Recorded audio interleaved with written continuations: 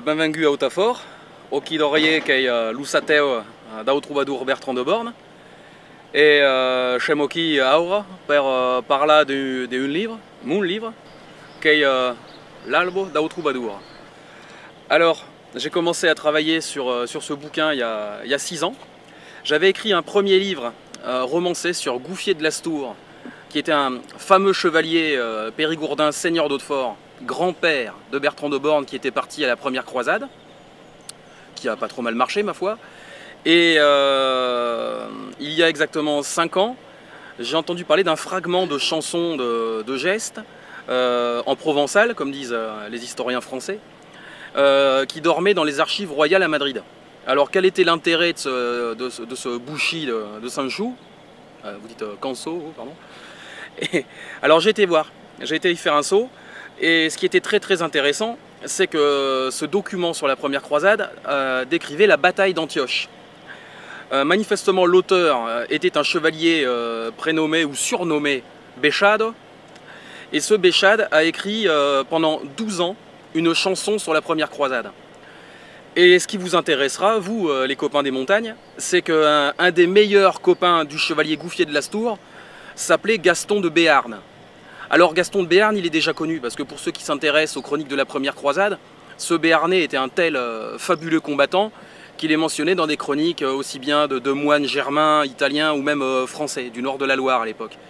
Mais là, dans cette chanson, parce que j'en ai retrouvé 88 fragments, c'est-à-dire le fragment original des 707 alexandrins en occitan, que j'ai retraduit en français bien sûr, et surtout 87 morceaux supplémentaires qui avaient été passés en Espagne en castillan médiéval.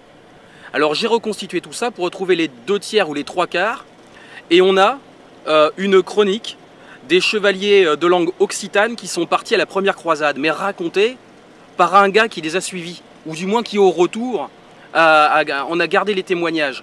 Donc on a des anecdotes fabuleuses sur cette première croisade. C'est la première fois que cette première croisade est racontée du point de vue des gens du sud. On verra, on a quelque chose, cette chanson là, donc d'Antioche, du chevalier Béchade, est contemporaine de la chanson de Roland.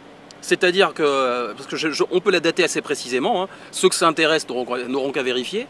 Donc ça contredit un petit peu ce qu'on nous avait dit. On nous avait dit la chanson de Roland, Langue d'Oil, est la plus ancienne. Et plus tardivement sont arrivés les gentils troubadours qui faisaient des chansons en patois pour rigoler. Là, on a avec ça quelque chose qui est presque un chaînon manquant. On a quelque chose qui est Meïta d'une tradition de Languedoil pour une chanson de guerre, et Meïta d'une tradition de Languedoc pour le thème de courtoisie. Parce que même, et c'est ce qui fait la particularité de cette chanson, alors qu'on est dans une chanson de croisade, donc de propagande pour la guerre, eh bien, c'est pas un troubadour pour rien, ce Béchade.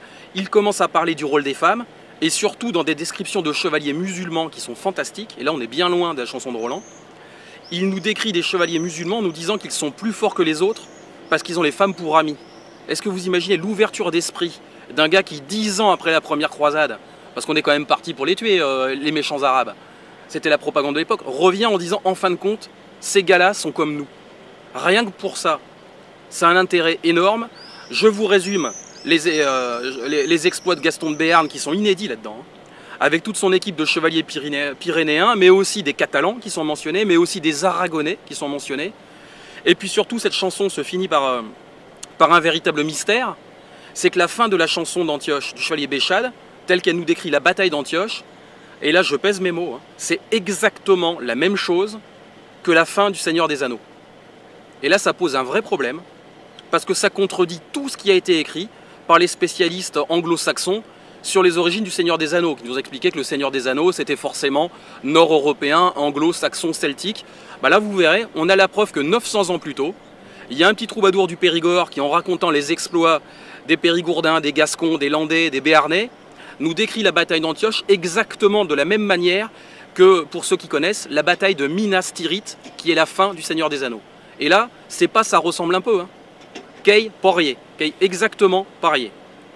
Alors voilà ce que je peux vous dire pour faire un petit peu de promo sur ce bouquin. Et puis bien sûr, un lien supplémentaire avec votre beau pays, les montagnes. C'est que Gaston de Béarn, en rentrant de croisade, après, très rapidement, 10 ou 15 ans après, s'est impliqué de plus en plus dans la Reconquista en Espagne avec Alphonse Ier d'Aragon. Parce que tous les anciens combattants de Languedoc, d'Aquitaine, de la première croisade, ont continué à se bagarrer ensuite dans le nord de l'Espagne.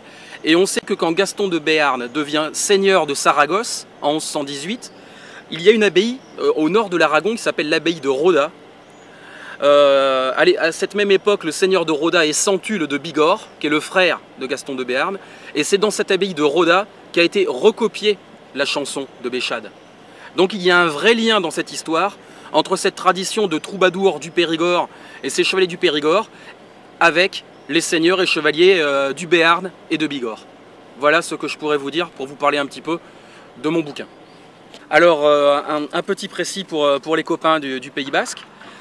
Jusqu'à maintenant, la plus ancienne mention connue parlant des Basques vient d'un guide, d'un poitevin qui s'appelait Aymery Picot, qui est un guide, un guide routier là, sur les chemins de Compostelle. Et c'est vrai que la description qu'il fait des Basques n'est pas trop sympa. Bien là, vous avez quelque chose d'inédit, encore une fois, dans l'Aube des troubadours. Pour ceux qui s'intéressent aussi à l'histoire du Pays Basque, on a beau avoir donc un troubadour de langue occitane, et bien ce troubadour nous dit qu'au siège d'Antioche, c'est-à-dire en 1098, donc on va dire 30 ou 40 ans avant la mention d'Aymery Picot, en toutes lettres, Béchade nous dit qu'au siège d'Antioche se trouve derrière le comte de Toulouse et l'évêque d'Auvergne, parce que le légat du pape était un Auvergnat, se trouvent tous les peuples de Languedoc parce qu'ils s'entendent bien, c'est-à-dire qu'ils se comprenaient, mais surtout il précise qu'au siège d'Antioche se trouvaient aussi les Basques et les Navarrais. Donc on a la preuve avec ce que nous dit ce troubadour, parce que chaque fois qu'on peut vérifier, et chaque fragment, c'est le travail que j'ai fait, j'ai vérifié en comparant les sources de ce que racontaient les Turcs, les Perses, les Égyptiens ou les Byzantins. Et chaque fois qu'on peut vérifier, ce que raconte le troubadour est exact. Donc on a une preuve et une mention à peu près certaine de la présence de chevaliers, certainement basques, et d'hommes du peuple basque en 1098 à Antioche, en route pour Jérusalem. Et à mon sens, là c'est inédit aussi concernant l'histoire du Pays Basque. Lo bataille renzero lo divendrei moti, près de la Maomoria al cap del Pumperi, l'oreille courbaron de percho des mandetta arlui, al corte d'Ogomon qui entend chum lati, donc il comprenait son latin. Et un peu plus loin, et derrière Cavalgo parmel ou plasomi, Tancred de Conversade et El Marquet des Tarvi, et Gaston de Béarn, ab lou comte Marti, et lou Bascle et lou Navarre, lou des Toulza et lou Caoursi, lou Fouré lou Santunze, lou Bourdelais et lou Limougi, et Libaro d'Alvergne et lou Jangoulmégi, etc., etc. On a une grande description de la charge des chevaliers du Sud qui sortent d'Antioche. Voilà. Et chaque fois qu'on peut vérifier, ça correspond très précisément à ce qui s'est passé historiquement. Voilà. Donc le fragment 73, 707 alexandrin en page de gauche en occitan, traduit en français en page de droite, et les 88 autres fragments de ces 600 pages qui, eux, proviennent du castillan médiéval, parce qu'il y a un auteur castillan qui, au XIIIe siècle, avait dû voir l'intégralité de la chanson, et heureusement, on a repassé de grands passages en castillan, ce qui permet d'en reconstituer aujourd'hui les 3/4 de la chanson d'Antioche du chevalier troubadour Béchade.